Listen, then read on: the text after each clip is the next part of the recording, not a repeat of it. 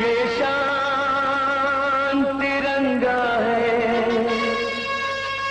मेरी जान तिरंगा है, मेरी जान तिरंगा है।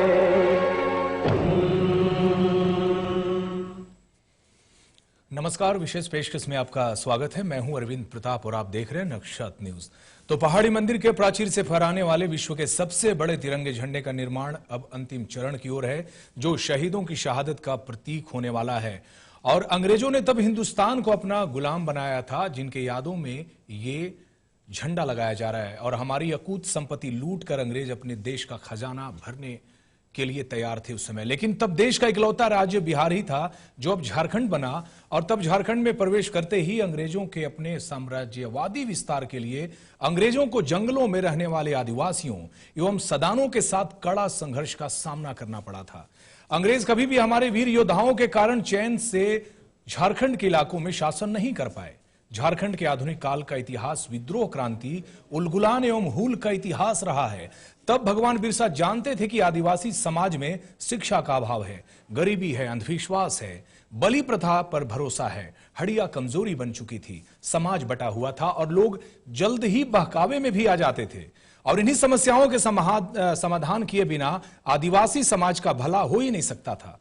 इसलिए बिरसा ने तब, आपको बता दें कि एक बेहतर लीडर की तरह समाज में सुधार किए और अंग्रेजों और शोषकों के खिलाफ संघर्ष भी जारी रखा। जिस समय महात्मा गांधी दक्षिण अफ्रीका में रंगभेदी सरकार के खिलाफ लोगों को एकजुट कर रहे थे, लगभग उसी समय झारखंड के इलाकों में बिरसा मुंडा और गणपत राय जैसे क्रांतिकारी योद्धा अंग्रेजों शोषकों के खिलाफ एक लड़ाई लड़ चुके थे। बिरसा का संघर्ष काल सिर्फ 5 साल का रहा, लेकिन इसी अवधि में उन्होंने अंग्रेजों शोषकों के खिलाफ संघर्ष कर जिस बिरसावाद को जन्म दिया, उसने बिरसा को अमर कर दिया। सन 1857 में सिपाही विद्रोह के साथ ही आजादी की लड़ाई की आग भड़की थी, तो छोटा नागपुर के वीर सपूत भी मातृभूमि की रक्षा के लिए अपनी आहुति देने के लिए रणक्षेत्र में कूदे थे। और तब छोटा नागपुर की क्रांति का नेतृत्व संभाला था गणपत राय ने। उनके नेतृत्व में 3 दिनों में ही सरकारी भवनों से अंग्रेजों के यूनियन जैक का झंडा उतार कर फेंक दिया गया था और अंग्रेजों को भगाकर पूरे 1 माह तक रांची का शासन भी उन्होंने ही संभाला था। राजधानी रांची में शहीदों की सलामी देने के लिए पहाड़ी मंदिर के परिसर में विश्व के सबसे बड़े तिरंगे को लहराने की तैयारी अपने चरम पर है। और आज के विशेष पेशकश में हमारे साथ देश की जानी मानी लेखिका होंगी, जिन्होंने अपनी कलम की लेखनी से आदिवासी समाज में उत्थान और क्रांति का बिगुल फूंका है। और साथ ही होंगी शहीद पांडे गणपत राय की परपौत्री। और आज हम अपने इन खास मेहमानों के साथ इतिहास को खंगालने की कोशिश करेंगे अपने खास एपिसोड कीर्तिमान में, जो आपको राज्य के इतिहास से रूबरू करा रहा है। तिरंगा है,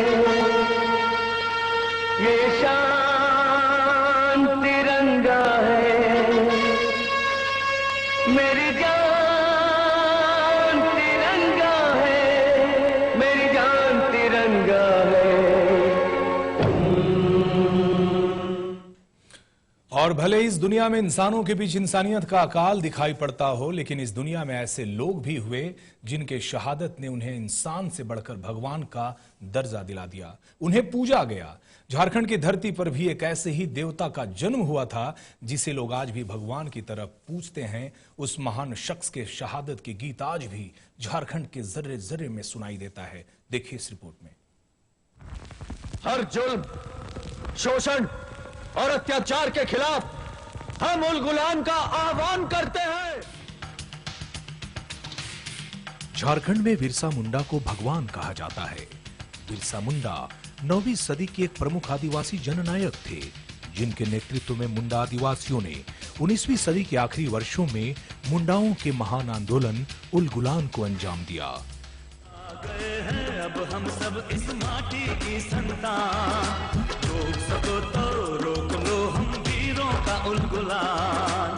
जा गए हैं अब हम सब इस माटी की संतान, रोक सको तो रोक लो हम वीरों का उलगुलान। उलगुलान, उलगुलान, उलगुलान।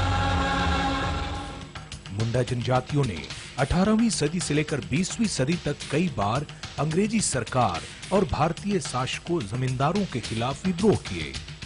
बिरसा मुंडा को धरती का आबा भी कहा गया। बिरसा के नेतृत्व में 18वीं सदी के आखिरी दशक में किया गया मुंडा विद्रोह 19वीं सदी के सर्वाधिक महत्वपूर्ण जनजातीय आंदोलनों में एक माना जाता है, जिसे उलगुलान नाम दिया गया था। मुंडा विद्रोह झारखंड का सबसे बड़ा और अंतिम रक्त रंजित जनजातीय विद्रोह भी माना जाता है, जिसमें हजारों की संख्या में मुंडा आदिवासी शहीद हुए थे। 9 जनवरी 1900 का दिन मुंडा इतिहास में अमर हो गया, जब डोम्बार पहाड़ी पर अंग्रेजों से लड़ते हुए सैकड़ों मुंडाओं ने अपनी शहादत दी थी। बिरसा मुंडा तो काफी समय तक अंग्रेजों की गिरफ्त में नहीं आए, लेकिन अंततः 3 मार्च 1900 को गिरफ्तार कर लिए गए और 9 जून 1900 को उन्होंने अंतिम सांसें ली। तब बिरसा ने कहा था कि आदमी मारा जा सकता है, उसके विचारों को नहीं। और आज भी बिरसा के विचार देश और पूरी आदिवासी कौम को संघर्ष की राह दिखा रहा है। हमरा धरती आबा मरा नहीं है, वो आज भी जिंदा है। जब जब इस धरती पर जुल्म, अत्याचार और शोषण का गहरा अंधेरा छाएगा, तब तब हमरा धरती आबा उलगुलान की मशाल लेकर आएगा। अरविंद प्रताप के साथ राजेश कृष्ण, नक्षत्र न्यूज, रांची।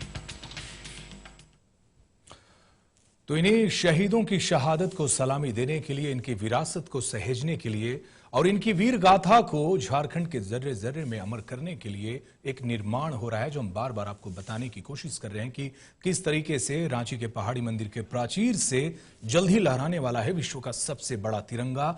और ये तिरंगा लहराने की जो तैयारी है, इसके नेपथ्य में जो बातें हैं वो यही है कि वीर शहीदों की शहादत की निशानी होगा ये प्राचीर से लहराने वाला तिरंगा। तो हमारे साथ 2 खास मेहमान हैं और उनसे आपका परिचय कराते हैं। वंदना टेटे जी हैं, महासचिव हैं अखड़ा की और मशहूर साहित्यकार भी हैं। कई कविताओं, कहानियों को इन्होंने लिखा है और कई राष्ट्रीय राज्य स्तर के पुरस्कार भी प्राप्त किया इन्होंने। और एक और हमारे साथ हैं डॉक्टर वंदना राय जी हैं, प्रोफेसर हैं और शहीद गणपत राय की प्रपौत्री हैं। आप दोनों मेहमानों का स्वागत है हमारे स्टूडियो में। वंदना जी, आपके पास आएंगे और ये जानने की हमारी कोशिश होगी, जब झारखंड का इतिहास लिखा जा रहा था, शायद कहीं ना कहीं कुछ चूकें हुई है। बहुत सारे हजारों ऐसे भी क्रांतिकारी रहे झारखंड में जिनके नाम इतिहास में दर्ज नहीं हुए, लेकिन जिस बिरसा की बात कही जाती है, जिस बिरसा भगवान का दर्जा झारखंड में दिया गया, आज की तारीख में कहीं ना कहीं बिरसा प्रासंगिक नजर आते हैं झारखंड में। आपने भी बहुत सारे रिसर्च किए हैं, फिल्में भी बनाई है आपने बिरसा मुंडा पर। जो कालांतर में जो इतिहास रहा है, जो शहादत की जो एक परिपाटी झारखंड में जो बनती रही है, उसे आप किस रूप में देखती हैं? ब्रिटिश काल से लेकर जो संघर्ष हुआ था उसके संदर्भ में। देखिए, जब भी आदिवासियों के संघर्ष की बात आती है, आदिवासियों के आंदोलन की बात आती है, तो उसको हाशिए में ढकेल दिया जाता रहा है। जी। आदिवासियों ने इतिहास नहीं लिखे, लिखित में वो नहीं गए। उनका जो इतिहास है वो हमेशा उनके पुरखा गीतों में, पुरखा कहानियों में रहा है। जी।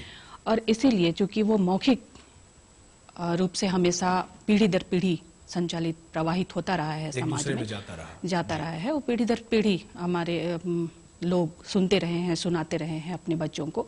और जो बिरसा ने जो कहा था कि विचार कभी मरता नहीं है, वो वही संदेश हमारी आज तक की पीढ़ी को, हमारी आने वाली पीढ़ी को लगातार वो हम अपनी कहानियों से, अपने गीतों से दे रहे हैं। जहाँ तक लिखित इतिहास का सवाल है, हमेशा से मैंने कहा कि वो हाशिए में रखा गया। बहुत सारी चीजें नहीं, बहुत सारी चीजें छोड़ दी गई और कई ऐसी चीजें तो बिल्कुल ही बदल दी गई जिनका कई जगह पे जिक्र नहीं हुआ। खास करके अगर हम देखेंगे इतिहास में महिलाओं के आंदोलन का, महिलाओं की जो भागीदारी रही है, उसको बिल्कुल ही किनारे कर दिया गया। और नाम मात्र के लिए हम चाहेंगे कि कुछ उन नामों पर भी प्रकाश डालें, अगर आप जान रही हो कि कौन सी वो महिलाएं थी झारखंड की। चूंकि झारखंड की का जो आदिवासी समाज है मातृसत्तात्मक रहा है, ऐसे हम जानना चाहेंगे, हमारे दर्शक भी जानना चाहेंगे कि कालांतर में जब ब्रिटिश और झारखंड के आदिवासियों के बीच जो संघर्ष हुआ था, उसमें किन महिलाओं की भूमिका रही है? 1766 से लेकर के 1914 तक का अगर हम देखेंगे इतिहास, तो उसमें हम देखते हैं हुल जो हुआ था, संथाल हुल, उसमें चांद भैरव के साथ में, सिद्धू कान्हू के साथ में उनकी बहनें भी लड़ी थी।